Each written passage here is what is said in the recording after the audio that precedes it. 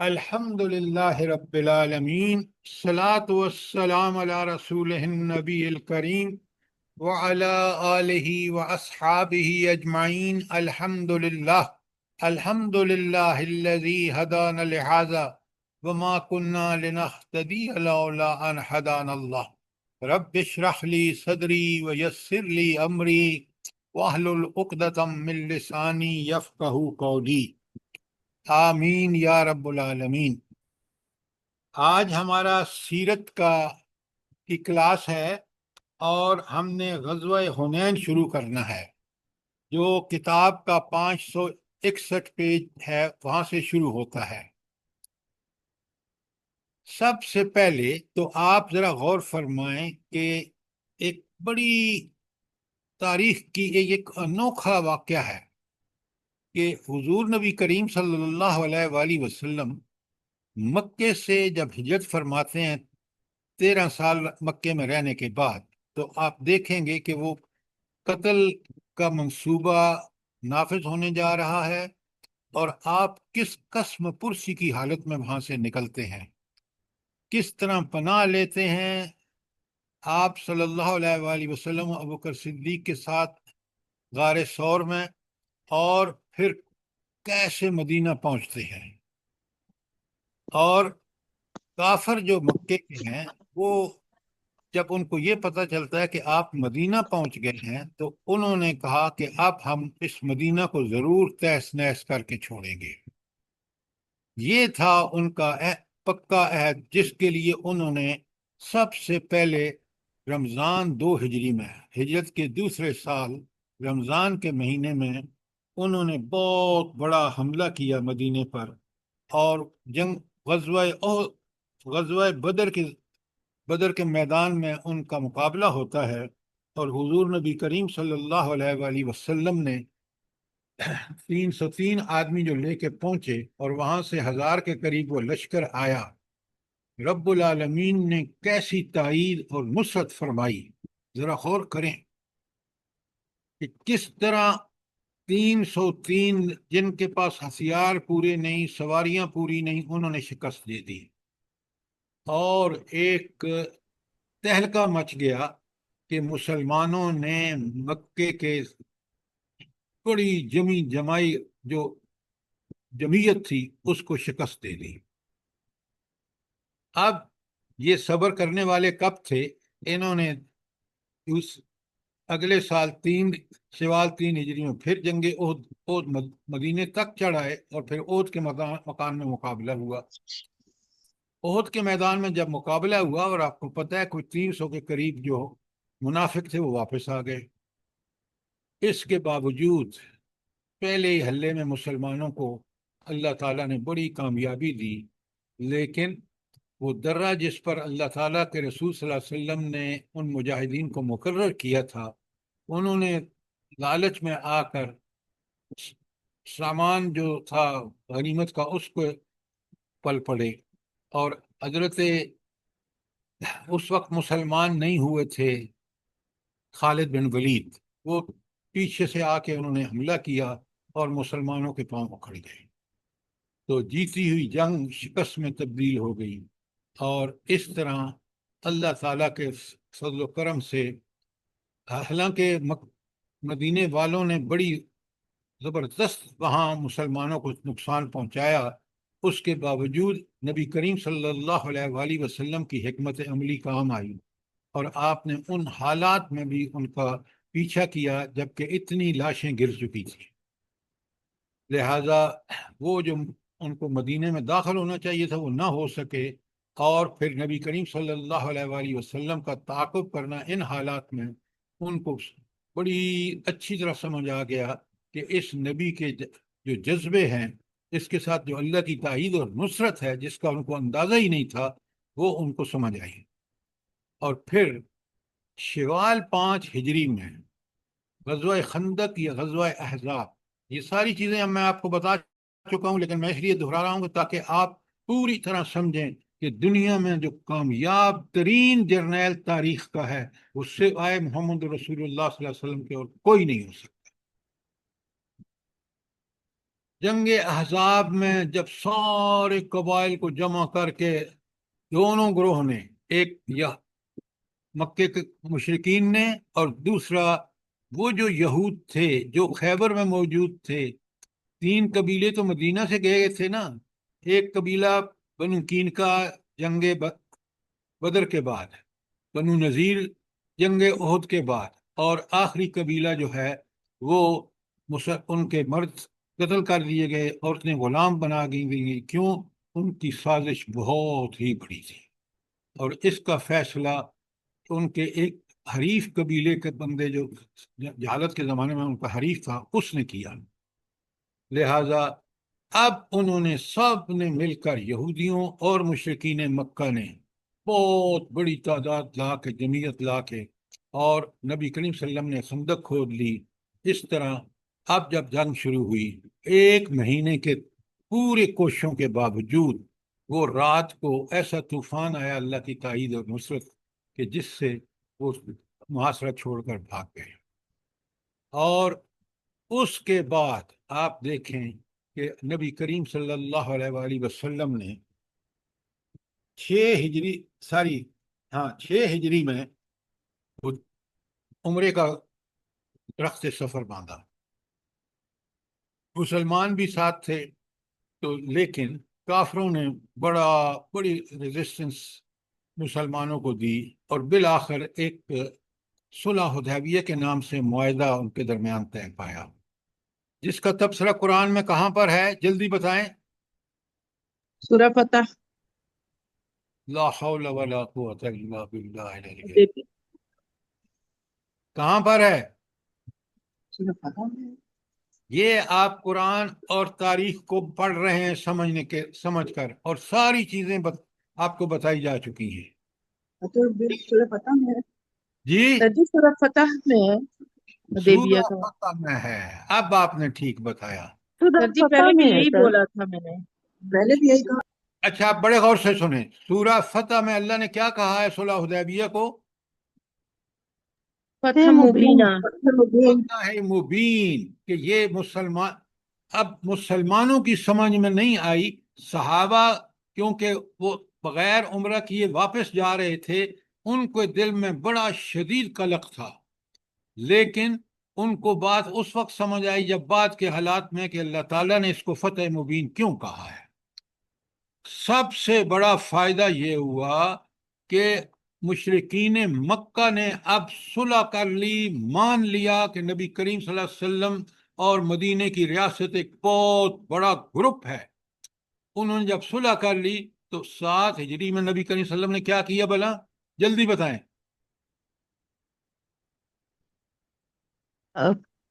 آپ بالکل سمجھ کے پڑھیں، اور خدا کے لیے اس کتاب کو بڑے غور سے پڑھیں. یہ بہت ساری قرآن فہمی کے لیے انتہائی ضروری ہے. غزوہ خیبر 7 ہجری میں دوسرا بڑا دشمن، پہلا دشمن کس طرح قابو میں آ گیا تھا؟ صلح حدیبیہ کے بعد. کہ صلح حدیبیہ میں مشرکین مکہ جو تھے انہوں نے صلح کا وعدہ کر لیا. آپ صلی اللہ علیہ وسلم نے فوراً، یہ 6 ہجری میں ہوا، 7 ہجری میں جا کے حملہ کر دیا. کس پر؟ یہود پر، جو قبائل کو اکسا کر لاتے تھے.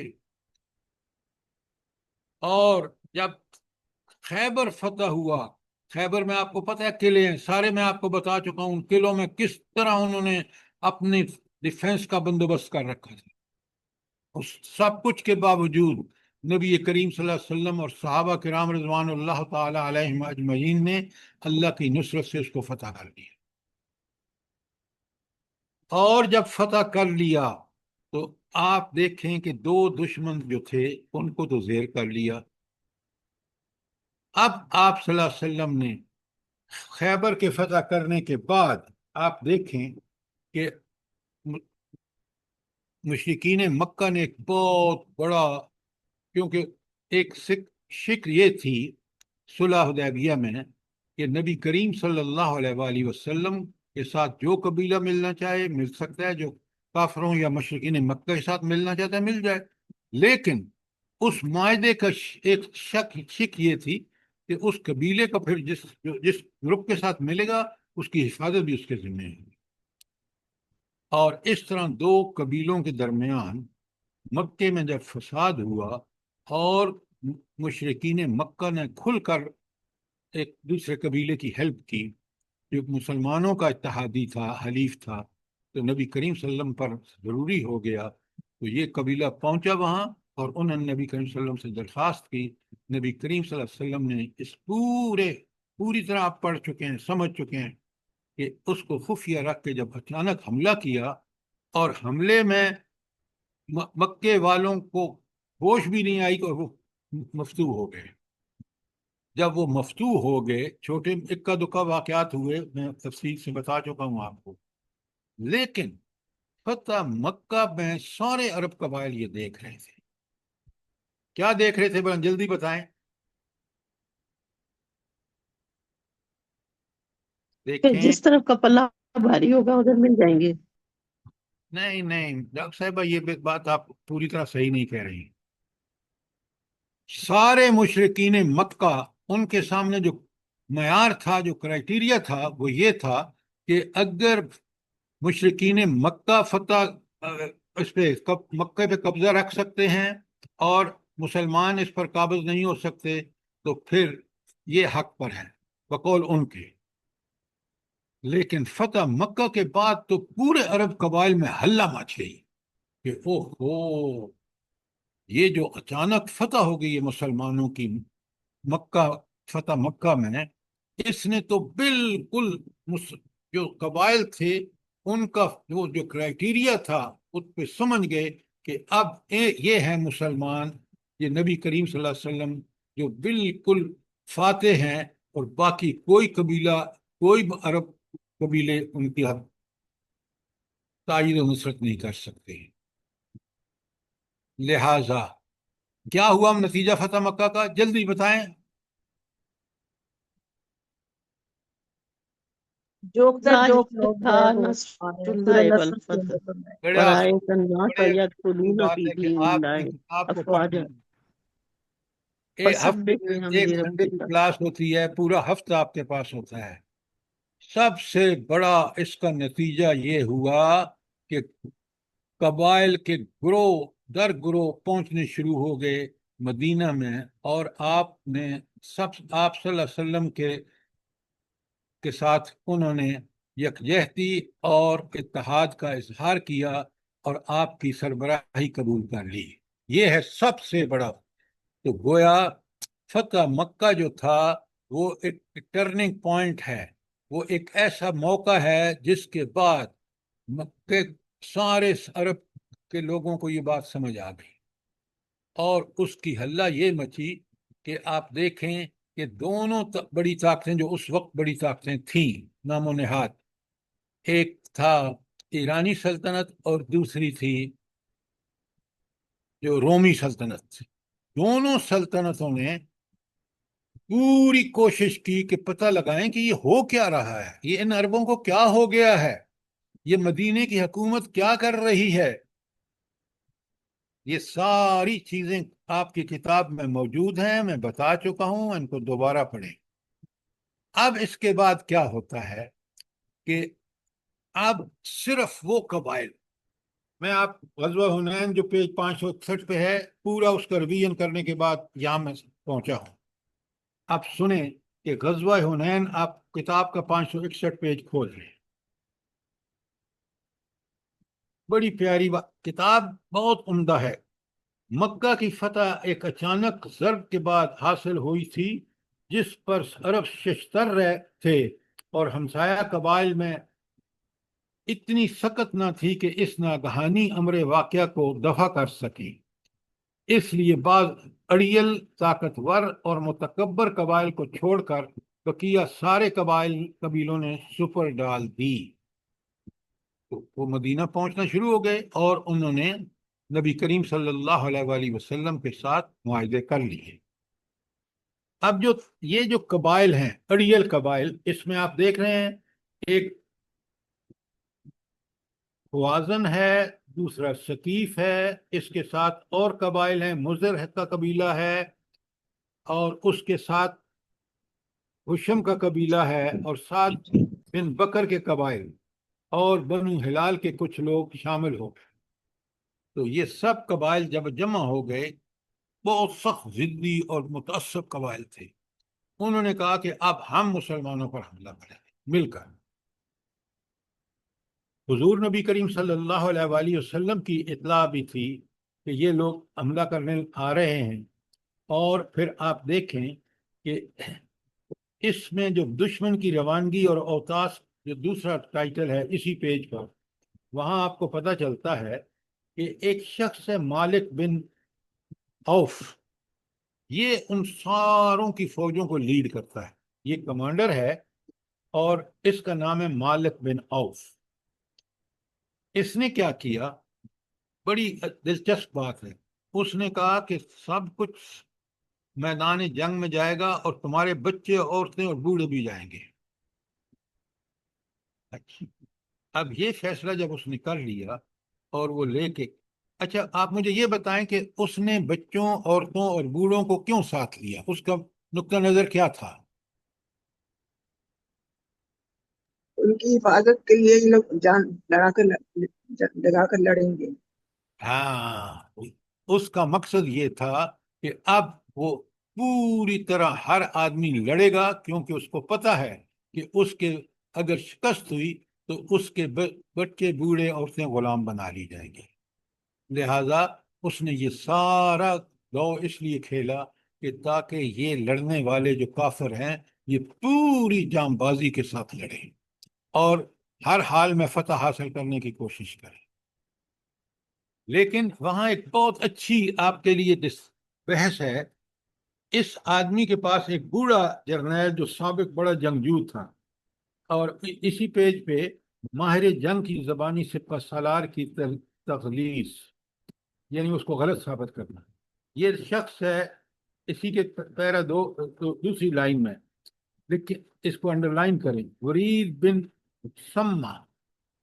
یہ بوڑھا بڑا ازمودہ لڑاکا ہے۔ اس نے اس سے کہا کہ مالک بن اوف سے، جو ان سب قبائل کا سردار تھا، جو جنرل کمانڈر تھا، کہ یہ تم نے کیا کیا؟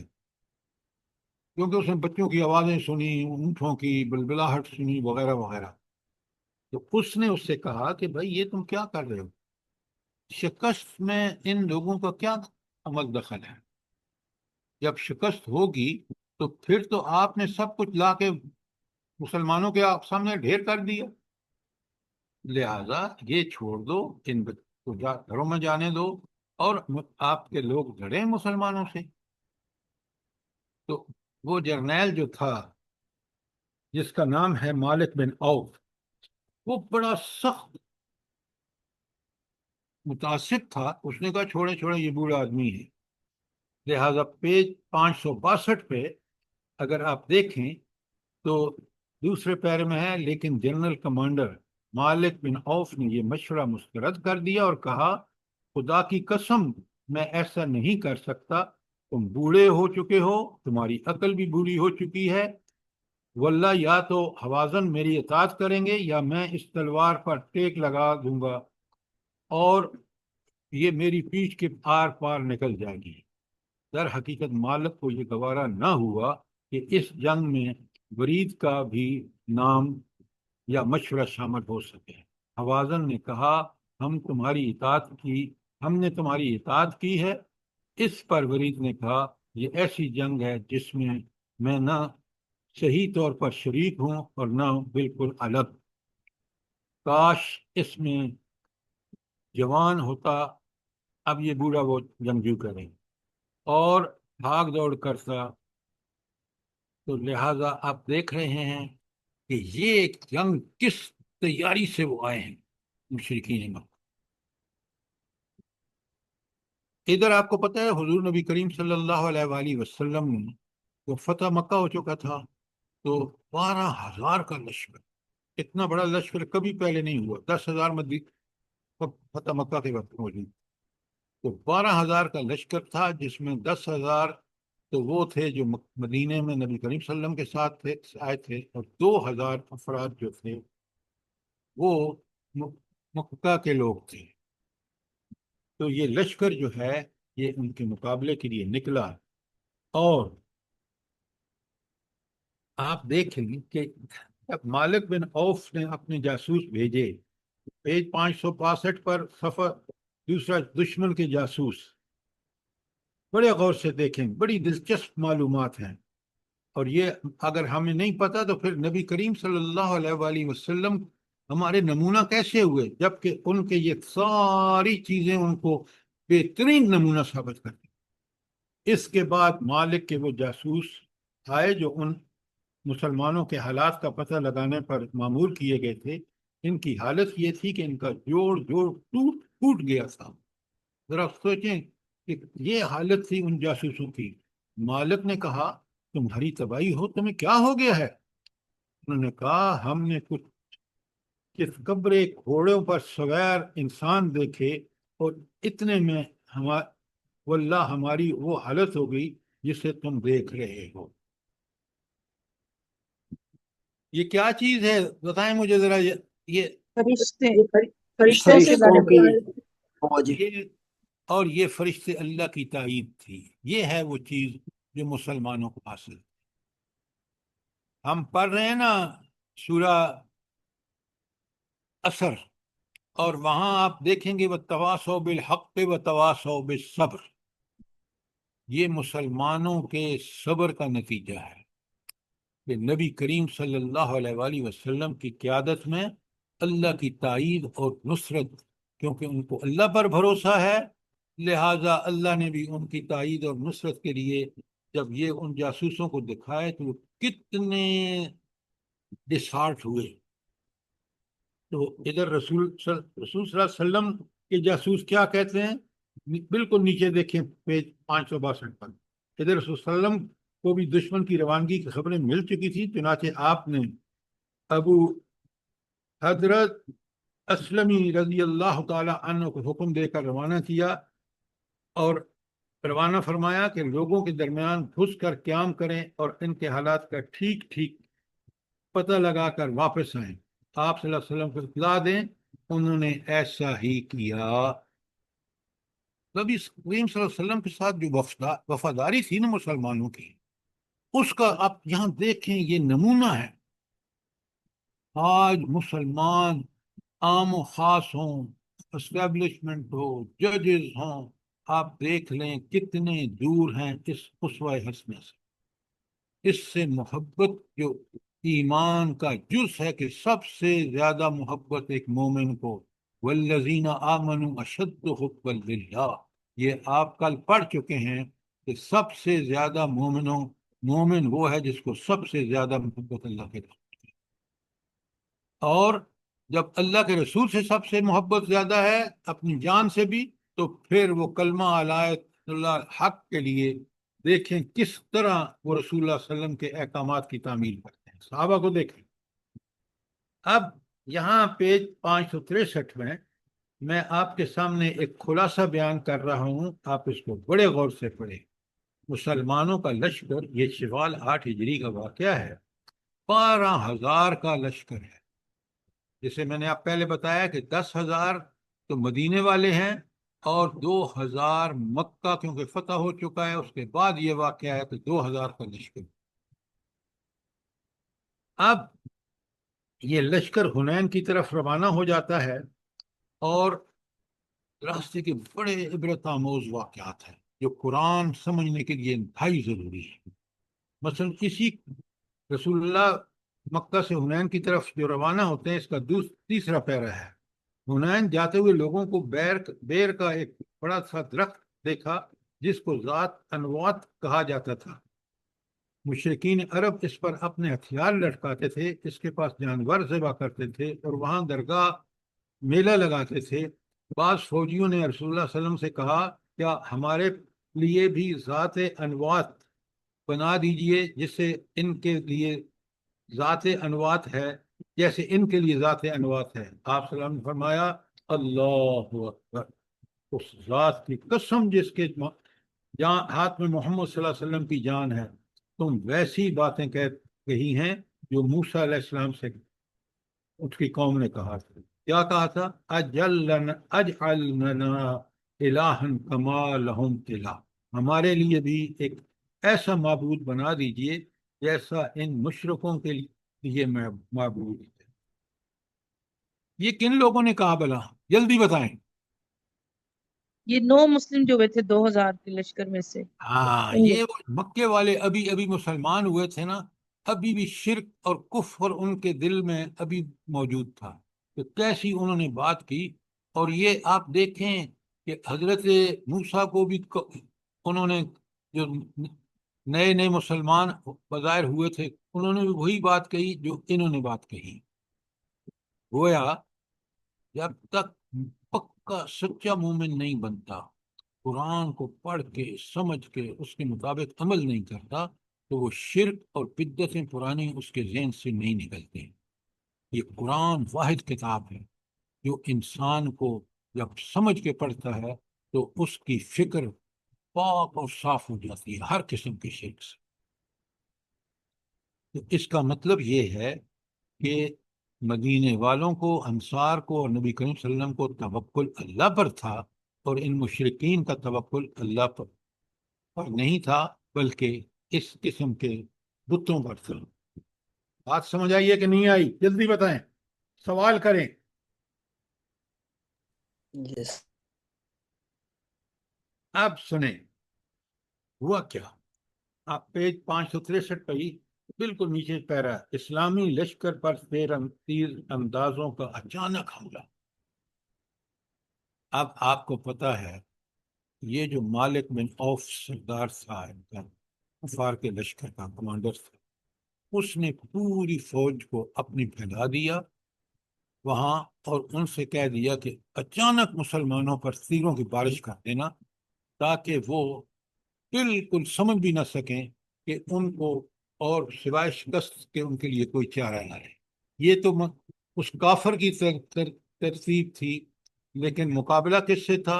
اللہ تعالیٰ کے پیارے نبی سے، جس کو اللہ پر بھروسہ تھا، جس کی تائید خود اللہ تعالیٰ اپنے فرشتوں کے ذریعے کر رہا تھا۔ اب جب انہوں نے حملہ کیا تو فوج میں بھگدڑ مچ گئی۔ بڑا اہم ہے یہ، پیج 564 کو بہت غور سے پڑھیں، میں آپ کے سامنے سمری پیش کر رہا ہوں۔ اب جب انہوں نے تیروں کی بارش کی اور واقعی کی، تو آپ دیکھیں کہ ان مسلمانوں کے اندر، اور خاص کر وہ جو مکے والے تھے نا، بھگدڑ مچ گئی۔ جب بھگدڑ مچ گئی تو اچانک جو ہے مسلمان سنبھل نہ سکے، اور پھر ایسی شکست کے قریب پہنچ چکے تھے جہاں سنیں کیا کہتے ہیں، بالکل سینٹر کا پیج صفحہ نمبر 564 پر سیکنڈ پیرا کے آخر میں، ابو سفیان بن حرب نے، جو ابھی نیا نیا مسلمان تھا، کہا اب ان کی بھگدڑ سمندر سے پہلے نہیں رکے گی۔ یہ ہے مایوسی، یہ ہے اللہ پر توکل نہ ہونا۔ کون کہہ رہا ہے؟ ابو سفیان کہہ رہا ہے، اور ایک شخص ہے حبلہ یا کلدہ بن جنید، اس نے چیخ کر کہا دیکھو آج جادو باطل ہو گیا۔ یہ جملے بڑے معنی خیز ہیں۔ جادو کا مطلب تھا کہ نبی کریم صلی اللہ علیہ وآلہ وسلم نے جو جادو کر کے اور اس کو دین کو یہاں تک پہنچا دیا تھا، دین کے ذریعے نہیں، اللہ کے تائید و نصرت سے نہیں، جادو کے ذریعے، وہ بالکل باطل ہو گیا۔ یہ وہ بدبخت کہہ رہا ہے۔ سنیں اب نبی کریم صلی اللہ علیہ وآلہ وسلم کس طرح اس صورتحال کا مقابلہ کرتے ہیں۔ دیکھیے، پہلی بات، ہمیشہ مومن دو چیزوں کو کبھی، ایک اللہ پر توکل اور ایک صبر اور تقوی۔ کیوں؟ اللہ تعالیٰ کہتے ہیں ان تصبروا وتتقوا، تو اگر یہ دو کام کرو گے نا، صبر اور تقوی، کافر تمہارا کچھ نہیں بگاڑ سکیں گے۔ بہت اہم بات ہے۔ آج مسلمانوں کو دیکھ لیں، بالکل یہی حالت ہے جو ہمارے آپ کے کافروں کے لیے، بلکہ وہ کافر ہمارے امام ہیں۔ وہ طاغوت، جو کافر طاغوت ہے، اس سے ہم رہنمائی لیتے ہیں، اس کافر طاغوت کو ہم ریکمینڈ کرتے ہیں کہ اس کو نوبل پرائز دو۔ ذرا غور کریں، اللہ اکبر، کیا ہماری حالت، کیا ہماری پستی دیکھیں۔ اسفل السافلین یہی ہوتے ہیں۔ جو نیچوں سے نیچا ہو. مومن آپ دیکھ لیں نبی کریم صلی اللہ علیہ وآلہ وسلم کو دیکھ لیں, آپ صحابہ کرام کو دیکھ لیں, کس پائے کے لوگ ہیں. ان کو اللہ پر اتنا یقین ہے کہ اس تیروں کی بارش میں بھی اللہ کے رسول نے جب ان کو آوازیں دیں کہ جمع ہو جاؤ, بھاگو مت, تو سارے کے سارے جمع ہو جاتے. ذرا آپ آخری پیرا سنیں, پیج 564 پہ میں پڑھ رہا ہوں, اور حضرت انس کا بیان جو صحیح مسلم میں مروی ہے وہ بظاہر اس سے بھی قدر مختلف ہے, مگر بگڑی حد تک اس کا معید ہے. حضرت انس کا ارشاد ہے کہ ہم نے مکہ فتح کیا, پھر حنین پر چڑھائی کی, مشرکین اتنی عمدہ صفیں بنا کر آئے جو میں نے کبھی نہیں دیکھی. سواروں کی صف پہلے, پھر پیادوں کی صف, پھر اس کے پیچھے عورتیں, بھیڑ, بکریاں اور دوسرے چوپائے. ہم اتنی لوگ بڑی تعداد میں تھے. ہمارے سواروں کے میمنہ جو دائیں طرف کا تھا خالد بن ولید تھے, مگر ہمارے سوار دشمن کی تیر اندازی کی وجہ سے ہماری پیٹھ کے پیچھے پناہ گیر ہونے لگے, اور ذرا سی دیر میں ہمارے سوار بھاگ کھڑے ہوئے. آراب یعنی بدو بھی بھاگے, اور وہ لوگ بھی جنہیں تم جانتے ہو. کون سے لوگ؟ جو منافقین تھے, اور خاص کر اس میں جو بھاگنے والے تھے اس میں مکے کے لوگ زیادہ تھے. آپ جناب ذرا یہاں دیکھیں کہ بالکل ایسا لگتا ہے کہ مسلمانوں کو شکست, لیکن آپ بڑے غور سے دیکھیں, حضور نبی کریم صلی اللہ علیہ وسلم کو یقین ہے کہ ان اللہ کی تائید ہے. آخری لائن پیج 564 پر, بہرحال جب بھگدڑ مچی تو رسول اللہ صلی اللہ علیہ وسلم نے دائیں طرف ہو کر پکارا, لوگوں میری طرف آؤ, میں عبداللہ کا بیٹا محمد صلی اللہ علیہ وآلہ وسلم ہوں. اس وقت اس جگہ آپ کے ساتھ چند مہاجرین اور اہل خاندان کے سوا کوئی نہیں تھا.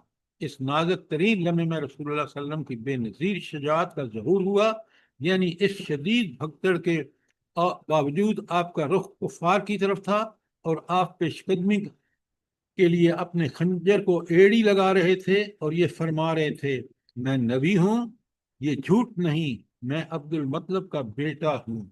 دیکھیں اللہ کو نبی کو کس قدر توکل ہے اللہ پر, نبی کو اللہ تعالیٰ کی مدد آئے. لیکن اس وقت ابو سفیان بن حارث نے آپ کے خچر کی لگام پکڑ رکھی تھی, حضرت عباس نے رکاب تھام لی تھی, دونوں خچر کو روک رہے تھے کہ کہیں تیزی سے آگے نہ بڑھ جائیں. اس کے بعد رسول اللہ صلی اللہ علیہ وسلم نے اپنے چچا حضرت عباس رضی اللہ تعالی عنہ کو, جن کی آواز خاصی بلند تھی, حکم دیا کہ صحابہ کو پکاریں. حضرت عباس کہتے ہیں میں نے نہایت بلند آواز سے پکارا, درخت والو, بیت رضوان والو. یہ کون لوگ ہیں بلا؟ وہ 1400 جنہوں نے مکہ فتح مکہ سے پہلے بیعت کی تھی, بیت رضوان جس کو کہتے ہیں, ان کو آواز دی, کہاں ہو؟ واللہ وہ لوگ میری آواز سن کر اس طرح میرے جیسے گائے اپنے بچوں پر مڑتی ہے, اور جواباً کہا ہاں ہاں آئے آئے. حالت یہ تھی کہ آدمی اپنے اونٹ کو موڑنے کی کوشش کرتا اور نہ موڑ پاتا تو اپنی زرہ اور اس کی گردن میں ڈال پھینکتا, اور اپنی تلوار اور ڈھال سنبھال کر اونٹ سے کود جاتا, اور اونٹ کو چھوڑ چھاڑ کر آواز کی جانب دوڑتا. اس طرح جب آپ کے پاس 100 آدمی جمع ہو گئے تو انہوں نے دشمن کا استقبال کیا اور لڑائی شروع ہوئی. ذرا دیکھیں کتنی مشکل صورتحال ہے, ذرا غور فرمائیں. بھگدڑ مچ چکی ہے, لوگ بھاگ چکے ہیں, حضور نبی کریم صلی اللہ علیہ وآلہ وسلم ڈٹے ہوئے ہیں, اور آپ نے حضرت عباس, کیونکہ ان کی آواز اونچی ہے, جب آواز لگائی تو دیکھیں مسلمان کس طرح اونٹ اگر نہیں مڑ سکتا تیروں کی وجہ سے, اونٹ سے چھلانگ لگائی, والا اپنا ہتھیار اور چل دیے نبی کریم صلی اللہ علیہ وسلم کی طرف. یہ ہے ایمان, یہ ہے صبر, یہ ہے تقوی. جب یہ ہو تو کوئی پاور شکست نہیں دے سکتی, چاہے وہ امریکن ٹیکنالوجی کیوں نہ ہو. افغانستان میں آپ دیکھ لیں کس طرح افغانیوں نے شکست دی پورے اس, جو صرف امریکہ نہیں تھا, امریکہ کے ہواری بھی تھے, ہم نے اپنے اڈے دے دیے تھے, ذرا غور فرمائیں، یہ رب کے جب فتح آتی ہے، انہوں نے افغانیوں نے 10 سال جہاد کر کے اللہ کی تائید اور نصرت کے حقدار ایسے ہوئے کہ اللہ نے، آپ دیکھ لیں، یہ کل کا واقعہ ہے افغانستان کا، لیکن اس کی مثالیں حضور نبی کریم صلی اللہ علیہ وآلہ وسلم نے چھوڑی ہیں۔ آپ کے حسن، اس اسوہ حسنہ میں وہ ساری چیزیں موجود ہیں جو آج بھی ہم اپنا کر اپنے دشمنوں کو زیر کر سکتے۔ ذرا غور کریں، سوچیں، عربوں کو دیکھیں، ان کے تیل کی دولت کو دیکھیں، اجمیوں کو دیکھیں، پاکستان کو دیکھیں جو نیوکلیئر پاور ہے، آپ انڈونیشیا کو دیکھیں، ملائیشیا کو دیکھیں، اتنی حکومتیں ایسی ناکارہ ہیں کہ نیتن ہاؤ چند سو یہودیوں کے، چند ہزار یہودیوں کے ساتھ مسلمانوں کے خون سے کس طرح ہولی کھیلی۔ اور پھر جب تنہا ایران نے اس کو سبق سکھایا تو اس کو پتہ چلا کہ جب تباہی مچی نا تل ابیب میں، تو اس کو پتہ چلا کہ کس طرح ہم نے ان نہت سے فلسطینی مجاہدین کو تباہ برباد کیا ہے، ان کے گھروں کو اجاڑا ہے، حتیٰ کہ جب یہ پہنچے ان ٹرکوں کے پاس جہاں ان کو کھانے کی ضرورت تھی، بھوک سے مر رہے تھے، وہاں بھی گولیاں چلائیں۔ اس صفحہ کی تاریخ میں کہیں نہیں ملتی۔ آپ بتائیں، اگر آپ کے پاس کوئی مثال ہو تو مجھے ضرور بتائیں۔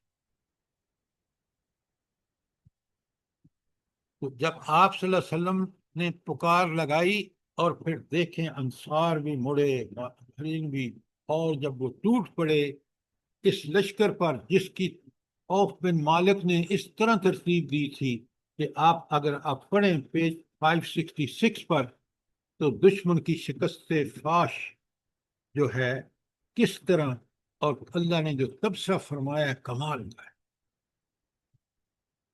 آپ دیکھیں کہ کس طرح مسلمان کو بکھرے ہوئے ہیں، اور رسول اللہ صلی اللہ علیہ وسلم کس طرح ان کو یکجا کر کے ایک دم حملہ کر کے دشمن کو شکست فاش دیتے ہیں۔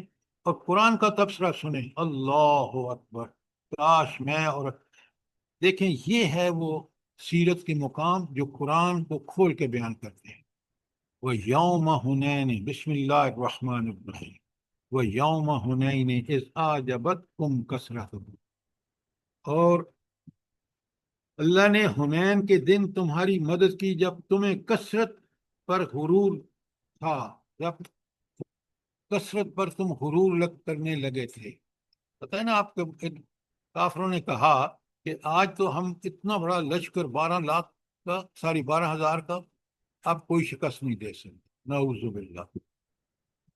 اللہ کی تائید ہو تو فتح ہوتی ہے، ورنہ آپ دیکھ رہے ہیں کس قدر شکست خوردہ ہیں آج کا مسلمان۔ ان کی بھی یہی حالت تھی۔ اللہ ان کو یاد کرا رہا ہے کہ تم نے یہ جملے کہے تھے نا، فَلَمْ تُغْنِ عَنْكُمْ شَيْئًا، تمہارے کوئی چیز بھی کام نہ آئی، نہ کثرت نہ سب کچھ۔ وَضَاقَتْ عَلَيْهِمُ الْأَرْضُ بِمَا رَحُبَتْ، اور زمین تمام وسعتوں کے باوجود ان پر تنگ پڑ گئی۔ ثُمَّ وَلَّيْتُمْ مُدْبِرِينَ، کیا نقشہ کشی کی ہے قرآن نے، پھر تم پیٹھ پھیر کر بھاگے۔ کیا زبردست ڈسکرپشن ہے اس صورتحال کو جو وہاں ان کے تیر اندازوں کے تیروں سے جب پڑی تو یہ پیٹھ پھیر کر بھاگے۔ اب اللہ کیسے، دیکھیں قرآن کمال کی بات کر رہے ہیں۔ اللہ کی کتاب کہتی ہے ثم انزل اللہ السکینۃ علی رسولہ وعلی المؤمنین، پھر اللہ تعالیٰ نے اس سکینت اور اطمینان نازل کیا رسول صلی اللہ علیہ وسلم پر بھی اور مومنوں پر بھی۔ یہ کون سا سکون ہے جو اللہ تعالیٰ نے عطا فرمایا حضور کو، نبی کریم صلی اللہ علیہ وسلم کو بھی اور مومنوں کو؟ جلدی بتائیں۔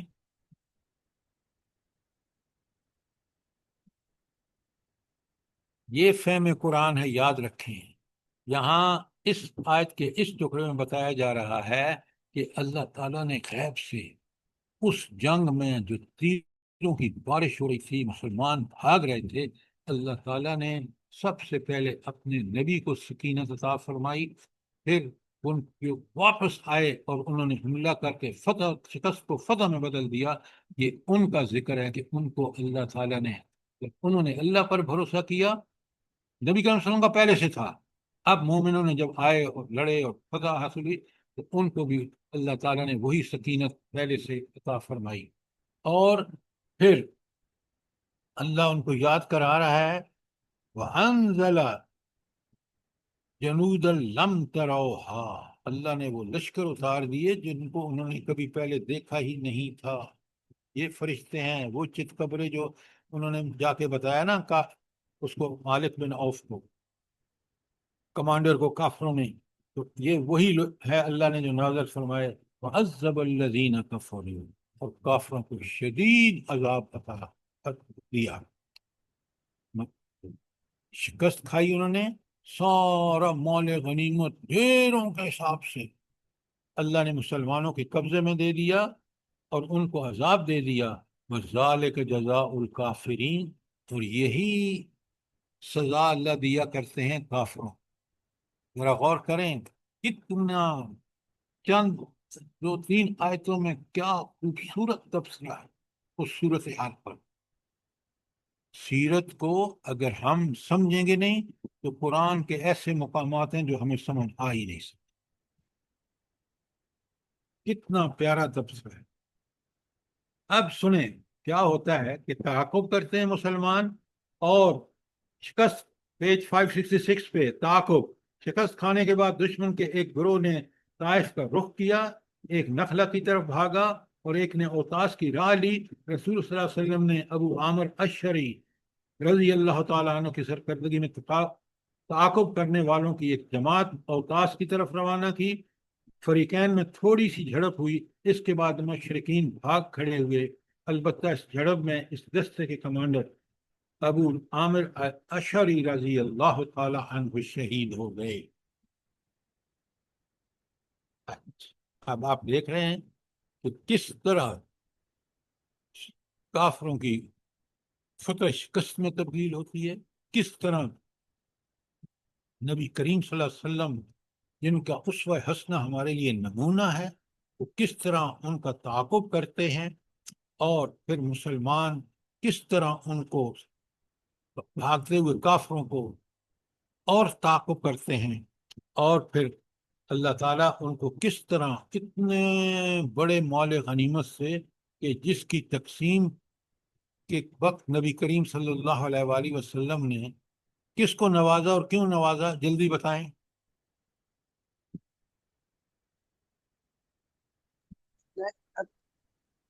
آپ صلی اللہ علیہ وآلہ وسلم نے، بڑے غور سے سنیں، سمجھیں بات کو، مال غنیمت میں ان مکے والوں کو بہت زیادہ تقسیم کیا، آپ پڑھیں سمجھیں، زیادہ ان کو دیا، اور جو باقی لشکر کو حصے میں آیا، مثلا ابو سفیان کے حصے میں 100 اونٹ آئے، اور وہاں جو ہے وہ جب تقسیم ہوئے تو وہ 3-3 4-4 اونٹ ملے، حالانکہ وہ بھی بڑی تعداد میں تھے، لیکن اللہ کے رسول نے کیوں ان مشرکین مکہ جو اسلام لائے تھے ابھی کیوں ان کو اتنے زیادہ جو تقسیم کی مال غنیمت، تو ان کو زیادہ کیوں دی ہے؟ مؤلفۃ القلوب کے لیے، تاکہ ان نئے تعلیف مسلمان کے قلوب کی۔ اچھا، مؤلفۃ القلوب، کے دلوں میں الفت پیدا کرنے کے لیے۔ کیوں، کیا الفت پیدا کرنا چاہتے تھے نبی کریم صلی اللہ علیہ وسلم؟ تاکہ اسلام سے ان کی محبت بڑھے اور یہ اسلام پر قائم دائم رہے۔ اس لیے محبت بڑھے گی کہ یہ مال کے متمنی ہیں، ان کو مال دے کر ان کے اندر سے وہ کفر اور شرک کو نکالا جائے اور یہ اسلام کے لیے مخلص بن جائیں، ان کو پتہ چلے کہ اسلام وہ کچھ دیتا ہے جو کفر نہیں دے سکتا۔ یہ ہے مؤلفۃ القلوب کی پالیسی۔ اب بات سمجھ میں آئی ہے کہ نہیں آئی؟ جی سر۔ بات کو اچھی طرح سمجھیں۔ اچھا، اب کیا ہوتا ہے کہ یہ سارے بھاگ دوڑ کر کے نا، اور وہ کمانڈر بھی مالک بن عوف، یہ کہاں پہنچ جاتے ہیں؟ طائف پہنچ جاتے ہیں۔ طائف میں اچھا، طائف میں کیونکہ وہاں ایسے قلعے ہیں کہ جہاں یہ پناہ گزین ہو کر لڑ سکتے ہیں. لہٰذا اب آپ دیکھیں کہ پیج 567 پر غزوہ طائف. اچھا یہ تو قلعہ بندوں کے اندر گھس کے اور نبی کریم صلی اللہ علیہ وآلہ وسلم نے ان کا محاصرہ فرمایا. جب محاصرہ کر لیا تو اب یہ اندر سے پتھر کے ٹکڑے جلا کر مسلمانوں پر پھینکتے اور یہ ہر طرح سے کسی طرح کوشش کرتے کہ یہ محفوظ ہو جائے. لیکن ہوا کیا کہ محاصرے نے طول پکڑا. یہ میں بیچ کی لائن پڑھ رہا ہوں، تیسرا پیرا جو غزوہ طائف کا ہے. محاصرے نے قدرے طول پکڑا، چنانچہ صحیح مسلم میں حضرت انس کی روایت ہے کہ یہ 40 دن تک جاری رہا. اہل سیر یعنی سیرت لکھنے والوں میں بعض نے اس کی مدت 20 دن بتائی ہے، بعض نے 10 دن بتائی ہے، وغیرہ وغیرہ. دوران محاصرہ نیکسٹ پیرا دونوں طرف سے تیر اندازی اور پتھروں بازی کے واقعات بھی پیش آتے رہے، بلکہ پہلے جب مسلمانوں نے محاصرہ کیا تو قلعہ کے اندر سے ان پر شدت سے تیر اندازی کی گئی کہ معلوم ہوتا تھا کہ ٹڈی دل چھایا ہوا ہے، یعنی اندر جو ان کا کافروں کا لشکر تھا. اس سے متعدد مسلمان زخمی ہوئے، 12 شہید ہوئے اور انہیں اپنا کیمپ اٹھا کر موجودہ طائف کے پاس لے جانا پڑا. رسول اللہ صلی اللہ علیہ وسلم نے اس صورتحال سے نمٹنے کے لیے اہل طائف پر منجبیق نصب کی. یہ وہ پتھر پھینکنے کی ایک مشین ہوتی ہے جو قلعے کے اندر پتھر پھینک رہی تھی، اور متعدد گولے پھینکے جس سے قلعہ کی دیواروں میں شگاف پڑ گیا اور مسلمانوں کی ایک جماعت دبابہ کے اندر گھس کر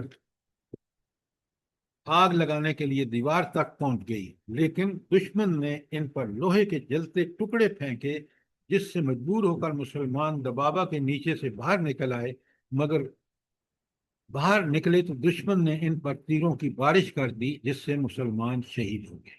اب وہ اس قلعے کی آڑ میں آپ دیکھ لیں کہ مسلمانوں کے ساتھ وہ کس طرح بڑے جنگجو ہیں کہ یہ قبائل آپ دیکھ لیں. تو رسول اللہ صلی اللہ علیہ وسلم نے 568 پیج پر دوسرا پیرا، رسول اللہ صلی اللہ علیہ وسلم نے دشمن کو زیر کرنے کے لیے ایک جنگی کی حکمت عملی کے طور پر حکم دیا کہ انگور کے درخت کاٹ کر جلا دیے جائیں. مسلمانوں نے ذرا بڑھ چڑھ کر ہی کٹائی کر دی. اس پر ثقیف نے اللہ تعالیٰ اور قرابت کا واسطہ دے کر گزارش کی کہ درختوں کو کاٹنا بند کریں. آپ صلی اللہ علیہ وسلم نے اللہ کے واسطے اور قرابت دار کے خاطر ہاتھ روک لیا. اچھا یہ درختوں کو کاٹنے کو کیوں کہا بنا؟ جلدی بتائیں. انگور کے دشمن کو تاکہ نقصان وہ پہنچانے آڑ نہ بنے جنگ کرنے میں. ہاں، ایک کہ وہ ان کی خوراک کا بندوبست نہ ہو، دوسرا یہ آڑ سے اس قلعے کو فتح کرنے میں. تو آپ صلی اللہ علیہ وسلم نے اس لیے حکم دیا. دوران محاصرہ رسول صلی اللہ علیہ وسلم کے منادی نے اعلان کیا کہ جو غلام قلعہ سے اتر کر ہمارے پاس آ جائے وہ آزاد ہے. اس اعلان پر 30 آدمی قلعہ سے نکل کر مسلمانوں میں آج شامل ہوئے. انہی میں حضرت ابو بکر رضی اللہ تعالیٰ عنہ بھی تھے. وہ قلعہ کی دیوار پر چڑھ کر ایک چرخی یا گراری کی مدد سے، جس کے ذریعے ریہٹ سے پانی کھینچا جاتا ہے یعنی کنویں سے، لٹک کر نیچے آئے تھے. کیونکہ گراری کو عربی میں بکرا کہتے ہیں، اس لیے رسول اللہ صلی اللہ علیہ وسلم نے ان کی کنیت ابو بکرا رکھ دی. ان سب غلاموں کو رسول اللہ صلی اللہ علیہ وسلم نے آزاد کرا دیا اور ہر ایک کو ایک ایک مسلمان کے حوالے کر دیا، اس سے سامان باہم پہنچائے. یہ حادثہ قلعہ والوں کے لیے بڑا جان کا تھا. دیکھیں نا حضور، پہلے حکمت عملی دیکھیں کہ آپ صلی اللہ علیہ وسلم نے اعلان کیا کہ جو نکل آئے باہر اور ہم سے پناہ چاہے ہم پناہ دیں گے. تو حضرت ابوبکر بھی وہاں داخل ہو چکے تھے گراری کے ذریعے، لیکن وہ بھی آ گئے باہر. اور پھر یہ 13 افراد آئے جن کو اللہ تعالیٰ کے رسول صلی اللہ علیہ وسلم نے آپ دیکھ رہے ہیں کہ آزاد کر دیا. کوئی سوال یہاں تک؟ جلدی یہ کریں جو بات. ابو بکرا لکھا ہوا ہے، ابو بکر نہیں ہے. جی کیا ہے؟ ابو بکرا. ہاں میں نے ابو بکرا ہی کہا ہے. ہاں جی. اچھا اب سنیے، بڑے اہم فیصلہ دیکھیں کس حکمت عملی کے تحت نبی صلی اللہ علیہ وسلم ہے. 568 پہ پیج صفحہ جو آخری پیرا پڑھ رہا ہوں. جب محاصرہ طول پکڑ گیا اور قلعہ قابو میں نظر نہ آیا اور مسلمانوں پر تیروں کی بارش اور گرم لوہوں پہ روح زد پڑی، اور ادھر اہل قلعہ نے سال بھر کا سامان خورد و نوش بھی جمع کر لیا، تو رسول اللہ صلی اللہ علیہ وسلم نے نوفل بن معاویہ ریلی سے مشورہ طلب کیا. انہوں نے کہا لومڑی اپنے بھٹ میں گھس گئی ہے، اگر آپ اس پر ڈٹے رہے تو پکڑ لیں گے، اور اگر چھوڑ کر چلے گئے تو وہ آپ کا کچھ بگاڑ نہیں سکتی. یہ سن کر رسول اللہ صلی اللہ علیہ وسلم نے محاصرہ ختم کرنے کا فیصلہ کر لیا، اور حضرت عمر رضی اللہ تعالی عنہ کے ذریعے لوگوں میں اعلان کرا دیا کہ ہم کل انشاءاللہ واپس ہوں گے. اچھا، یہ نبی کریم صلی اللہ علیہ وسلم نے دیکھیں نا، انہوں نے تو رائے دی کہ بھئی یا تو آپ یہاں ٹھہرے رکے رہیں، اور یہ لومڑی کیونکہ گھس گئی ہے، جس طرح لومڑی گھس جاتی ہے جب باہر نکلے گی تو آپ پکڑ لیں گے. لیکن انہوں نے ایک سال کا کھانا بھی جمع کر لیا. تو نبی کریم صلی اللہ علیہ وسلم نے یہ کیوں فیصلہ کیا کہ ہم واپس چلتے ہیں اور محاصرے کو چھوڑ دیتے ہیں؟ آپ دیکھیں نا، ہمیں سمجھنا چاہیے کیوں فیصلہ فرمایا. جلدی بتائیں.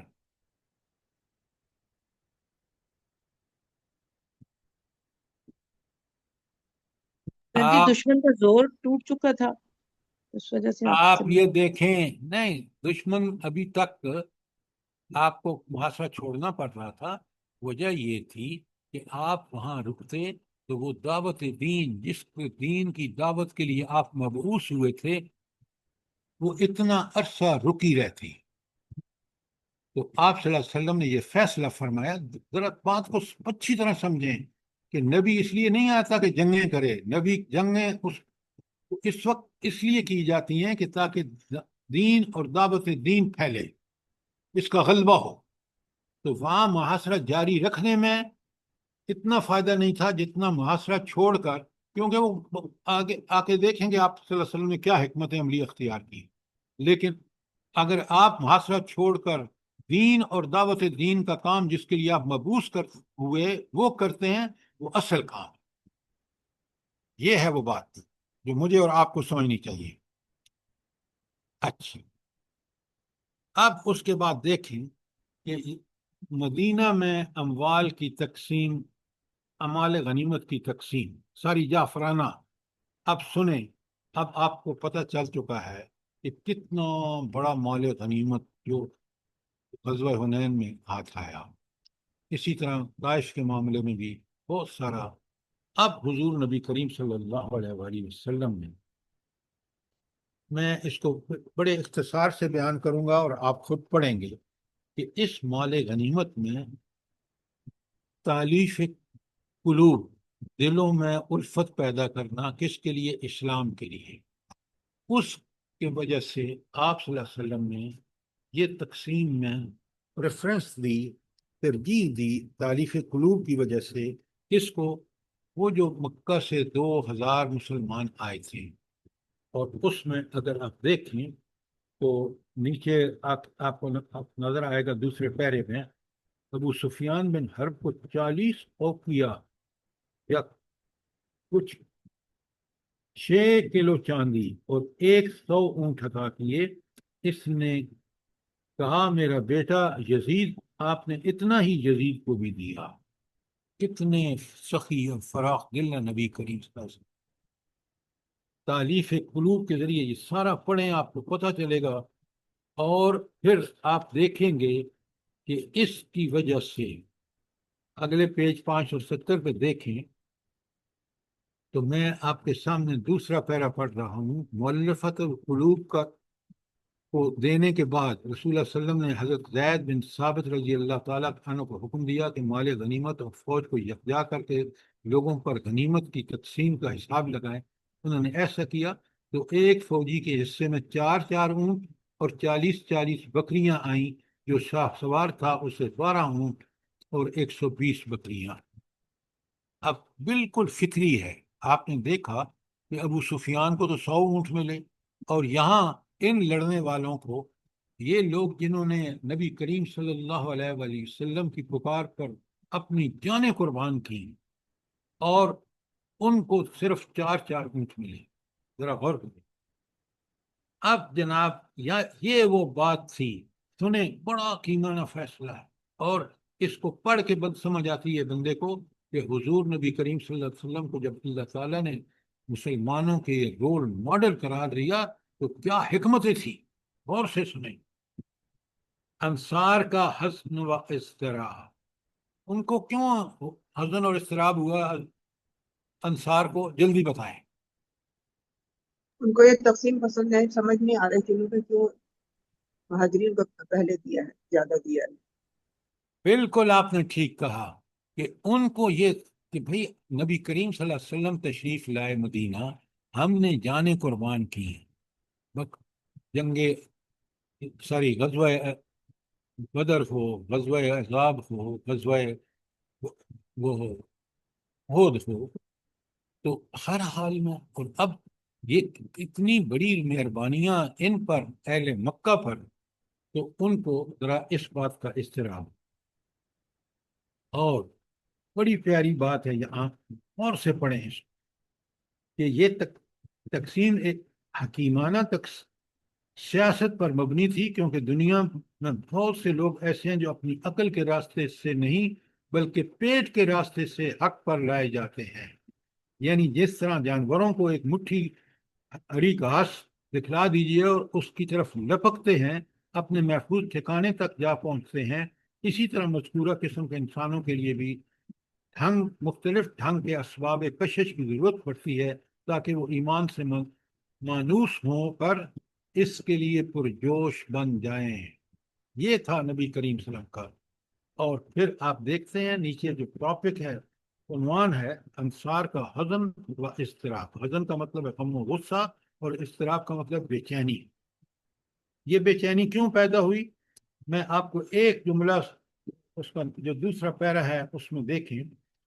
ابن اسحاق نے ابو سعید خدری رضی اللہ تعالیٰ عنہ سے روایت کی ہے کہ جب رسول اللہ صلی اللہ علیہ وسلم نے قریش اور قبائل عرب کو وہ عطیے دیے اور انصار کو کچھ نہ دیا، تو انصار نے جی میں پیچ و تاب کھایا، اور ان میں بہت چیمگویاں ہوئیں، یہاں تک کہ ایک کہنے والے نے کہا خدا کی قسم رسول اللہ صلی اللہ علیہ وسلم اپنی قوم سے جا ملے ہیں۔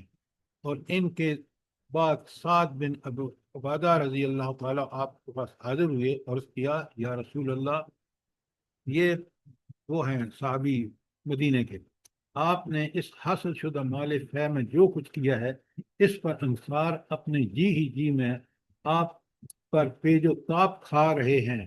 آپ نے اپنی قوم میں تقسیم فرمایا، قبائل عرب کو بڑے بڑے عطیے دیے لیکن انصار کو کچھ نہ دیا۔ آپ نے فرمایا ایسا، بڑے غور سے دیکھیں، بڑی کمال کی بات ہے۔ تو آپ نے سعد بن ابی عبادہ سے کیا کہا؟ جمع کرو قریش کو، ساری انصار کو جمع کرو۔ سب انصار جمع ہو گئے۔ جب جمع ہو گئے، اب سنیں، خطاب ہے نبی کریم صلی اللہ علیہ وسلم کا، پیج 2، صفحہ پیرا نمبر 2، 571۔ میں سارا پڑھوں گا آپ کے سامنے، اور سمجھیں کتنی بڑی حقیقت جو ہے وہ نبی کریم صلی اللہ علیہ وسلم کھول کے بیان کرتا۔ اور بالآخر ہوتا کیا ہے؟ اللہ اکبر، حضور نبی کریم صلی اللہ علیہ وسلم کیا رحمت للعالمین کے انداز ہیں، اور یہ واقعتاً یہ رول ماڈل آپ کو ماننا پڑے گا۔ بڑے غور سے میں پورا پڑھ رہا۔ انصار کے لوگوں، یہ کس کو کہہ رہے ہیں آپ صلی اللہ علیہ وسلم؟ سب انصار کو جمع کیا جو ہم جنگ پہ لیے تھے۔ انصار کے لوگوں، تمہاری یہ کیا چیمگوئی ہے جو میرے علم میں آئی ہے، اور یہ کیا ناراضگی ہے جو جی میں تم نے مجھ پر محسوس کی، تم نے مجھ پر محسوس کی ہے۔ کیا ایسا نہیں ہے کہ میں تمہارے پاس اس حالت میں آیا کہ تم گمراہ تھے، اللہ نے تمہیں ہدایت دی، اور محتاج تھے، اللہ نے تمہیں غنی کر دیا، اور وہم دشمن تھے، اللہ نے تمہارے دل جوڑ دیے۔ لوگوں نے کہا کیوں نہیں، اللہ اس کے رسول کا بڑا فضل و کرم۔ یہاں رک جائیے۔ یہ تھے احسانات کس کے؟ اس دین کے جو نبی کریم صلی اللہ علیہ وسلم کو جس کے لیے اللہ نے مبعوث فرمایا، وہ قبیلے دونوں انصار کے جو تھے وہ یہودی ان کو آپس میں لڑا کر کچھ ایک کے حلیف کچھ دوسرے کے حلیف، اور ان کو کس طرح مجبور اور مقہور بنا کے رکھا ہوا تھا۔ حضور نبی کریم صلی اللہ علیہ وسلم کے پاس آئے، ایمان کی دعوت سے دولت سے ملی ان کو، اور پھر دیکھیں کیا اتحاد دونوں قبیلوں میں، کس طرح انہوں نے رسول اللہ صلی اللہ علیہ وسلم کی مدد کی۔ آگے ذکر آ رہا ہے، تو اللہ کے رسول نے پہلے تو ان کو بتایا کہ اسلام کی قبول اسلام نے ان کو کن اللہ کے احسانات سے نوازا جو میں نے آپ کے سامنے بیان کی۔ اس کے بعد آپ نے فرمایا، اگلی بات سنیں بڑے غور سے، انصار کے لوگوں مجھے جواب کیوں نہیں دیتے؟ انصار نے عرض کیا، یا رسول اللہ بھلا ہم کیا جواب دیں گے، اللہ اور اس کے رسول کا فضل و کرم ہے۔ آپ نے فرمایا، دیکھو خدا کی قسم اگر تم چاہو تو یہ کہہ سکتے ہو، ذرا غور سے سنیں، اور سچ ہی کہو گے کہ تمہاری بات سچ ہی ماننی پڑے جائے گی کہ آپ ہمارے پاس اس حالت میں آئے کہ آپ کو جھٹلایا گیا تھا، مکے والوں نے جھٹلا دیا تھا، ہم نے آپ کی تصدیق کی، آپ کو بے یار و مددگار چھوڑ دیا گیا تھا مکے والوں نے، ہم نے آپ کی مدد کی، آپ کو دھتکار دیا گیا تھا مکے والوں نے، ہم نے آپ کو ٹھکانہ دیا، آپ محتاج تھے، ہم نے آپ کی ہم نے آپ کی غم ساری اور غم گساری کی۔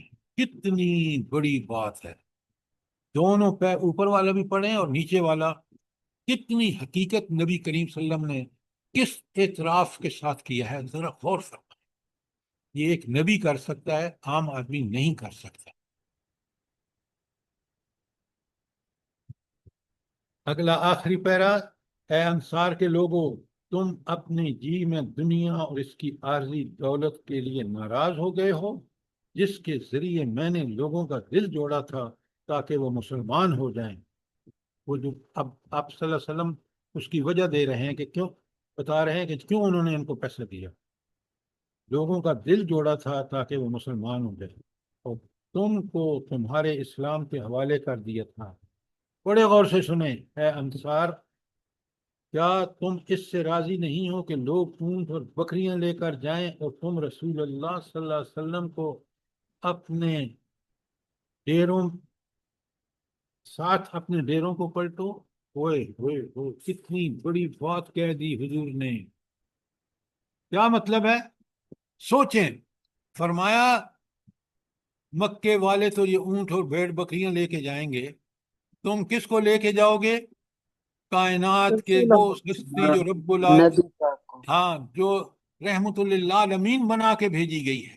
اللہ اکبر، کیا فرما رہے ہیں حضور نبی کریم صلی اللہ علیہ وسلم، یہ ہے۔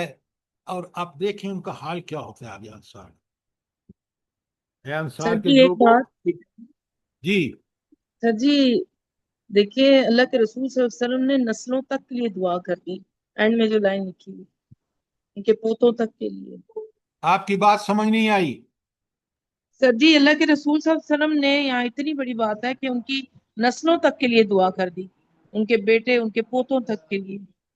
کتنا بڑا رحم والا جذبہ تھا۔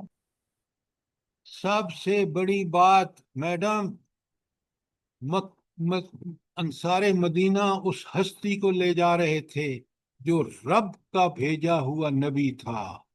اب اس نبی کے وجہ سے زمین اور آسمان کا رابطہ بذریعہ وہی تھا، اور وہاں سے وہ ہدایات آ رہی تھیں جو ساری دنیا کے لیے ضروری تھی۔ تو یہ کتنا بڑا نفع بخش سودا تھا کہ مکے والے تو لے جائیں جانور، بھیڑ اور بکریاں اور اونٹ، اور یہ حضور نبی کریم صلی اللہ علیہ وآلہ وسلم جو اللہ کا بھیجا ہوا بہترین سرمایہ ہے، اس لیے کہ بذریعہ وہی ہدایات ان کو آتی ہیں جو دنیا آخرت میں کامیابی کا سبب بنتی ہیں۔ کیا بات کر رہے ہیں آپ؟ بات سمجھ آئی ہے کہ نہیں آئی؟ جی سر جی الحمدللہ جی سر۔ جی سر۔ جی سر، جزاک اللہ انسان خیر۔ کے لیے یہ کتنا بڑا اعزاز تھا کہ مکہ فتح او ہو گیا اور اپنے شہر، پیارے شہر مکہ نہیں گئے زکیہ بلکہ انہوں صاحبہ، نے اللہ تعالیٰ فرماتے ہیں کہ جو انصار کے ساتھ دشمنی اور حسد نفاق ہے، جی یہ ہے سر، مقام انصار مدینہ کا کہ نبی کریم صلی اللہ علیہ وسلم کے ساتھ یہ جو قربانیاں انہوں نے دیں، جس طرح وہ دست و بازو بنے نبی کریم صلی اللہ علیہ وسلم کے، اللہ تعالیٰ نے بھی ان کو وہ اعزاز بخشا کہ قیامت تک آنے والے انسان ان کی قدر اور ان کی اکرام کریں، ورنہ اگر ان کے ساتھ کوئی بغض رکھیں گے تو یہ نفاق کی نشانی ہے، وہ منافق ہے شخص۔ بات سمجھ آئیے کہ بے نہیں شک، آئی؟ جی بے سر، جی، شک اور سر، یہ بھی بتا دیا بالکل نا کہ یہ دنیا کے سامان ہے، یہ دولت اور پیسہ اور یہ سونا اور سب کچھ جو ہے وہ اللہ اور اس کا رسول ہے، وہ جس کے ساتھ ہے تو وہی کامیاب ہوگا نا۔ آگے سنیں، اس ذات کی قسم جس کے ہاتھ میں محمد صلی اللہ علیہ وسلم کی جان ہے، اگر ہجرت نہ ہوتی تو میں بھی انصار ہی کا ایک فرد ہوتا، اور اگر سارے لوگ ایک راہ پر چلیں اور انصار دوسری راہ پر چلیں تو میں بھی انصار ہی کی راہ چلوں گا۔ اے اللہ رحم فرما انصار پر اور ان کے بیٹوں پر اور ان کے بیٹوں کے بیٹوں یا پوتوں پر۔ کیا دعا ہے اور کس کی زبان سے ہے، ذرا سوچیں۔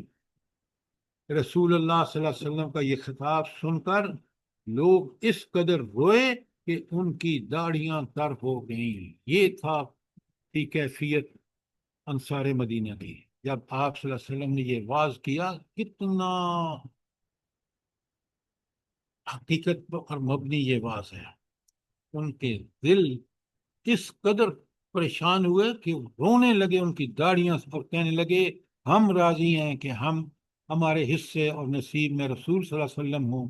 اور اس کے بعد رسول اللہ علیہ وسلم واپس ہو گئے اور لوگ بھی بکھر گئے۔ کیسی کیفیات پیدا ہوتی ہیں آپ دیکھ لیں جنگ کے دوران، اور کس طرح حکمت سے ساتھ نبی کریم صلی اللہ علیہ وسلم ان کو ریزالو کرتے ہیں۔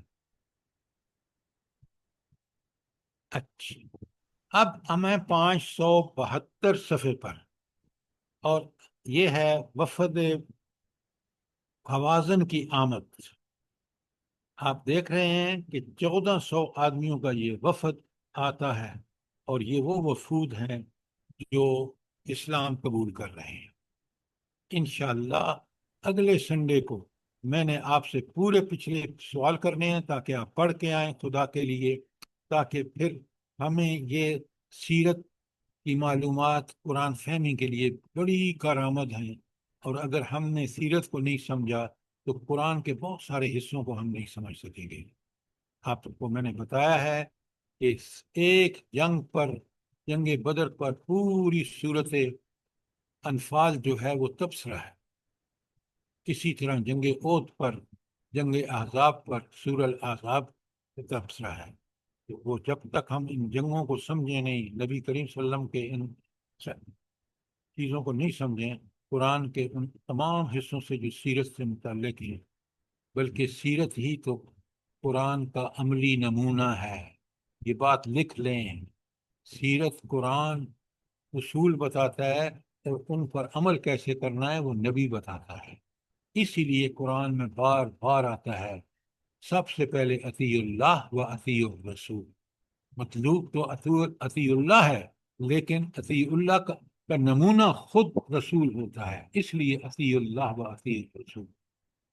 بات سمجھ آ رہی ہے کہ نہیں آ رہی؟ جی سر، الحمدللہ۔ تو انشاءاللہ جی سر، جزاک اللہ خیر۔ اس کو مہربانی کر کے پڑھیں سمجھیں، ورنہ دیکھیں ہم اس رول ماڈل کو سمجھ ہی نہیں سکتے، کیونکہ میں نے شروع میں آپ کو بتایا کہ عسکری لحاظ سے کائنات میں آج تک پوری انسانی تاریخ اٹھا کے دیکھیں، اگر مجھے بتائیں کہ 70 کے قریب غزوہ اور سرایا، غزوہ وہ جس میں آپ خود شامل ہوئے، سرایا وہ جس میں آپ نے پلاننگ کر کے کسی دوسرے صحابی کو سربراہ بنا کے بھیجا، کمانڈر، اور کہیں قابل ذکر شکست نہیں ہے۔ دو جگہ پہ مشکلات پیش آئیں، احد اور ابھی آپ نے پڑھا ہے حنین میں، تو لیکن نبی کریم صلی اللہ علیہ وسلم نے کس طرح جرت اور ہمت اور شجاعت سے ان کو حج فرمایا۔ اگر آج بھی مسلمان اس اسوہ حسنہ کی پیروی کریں تو آج بھی مسلمان دنیا میں، جیسے حضرت عمر رضی اللہ تعالیٰ عنہ راوی ہے، ان اللہ یرفع بہذا الکتاب اقوام، اسی کتاب کے ذریعے، اسی کتاب پر عمل کر کے جس طرح نبی کریم صلی اللہ علیہ وسلم نے کیا، تو آج بھی مسلمان رفتوں اور ترقیوں کو پا سکتے ہیں۔ وہ یدعو بہ آخرین، اور اسی کو چھوڑ کر وہ بالکل ذلیل و رسوا ہوں گے جس طرح دوسری قومیں ہوئی ہیں اور جس طرح آج کا مسلمان نام و نہاد مسلمان ہو رہا ہے۔ سمجھیے کہ ہماری نجات حضور کی حدیث ہے، حضرت علی راوی ہیں کہ ہماری مشکلات کی دوری کا سبب اگر کوئی چیز ہے تو وہ قرآن اور قرآن پر عمل، اگر کوئی تباہی اور بربادی کا سبب ہے تو اسی قرآن کو چھوڑ کر، اسی نبی کے طریقے کو چھوڑ کر۔ اللہ تعالیٰ مجھے بھی اور آپ کو بھی، سارے مسلمانوں کو اس اسوہ حسنہ کو اپنانے کی پوری توفیق عطا فرمائے۔ آمین ثم آمین۔ ربنا تقبل منا انك انت السميع العليم وتب علينا انك انت التواب الرحيم۔ جزاک اللہ خیر سر، اللہ آمین پاک آپ ثم کو صحت آمین۔ تندرستی زندگی دے، ہم سب کو آپ کے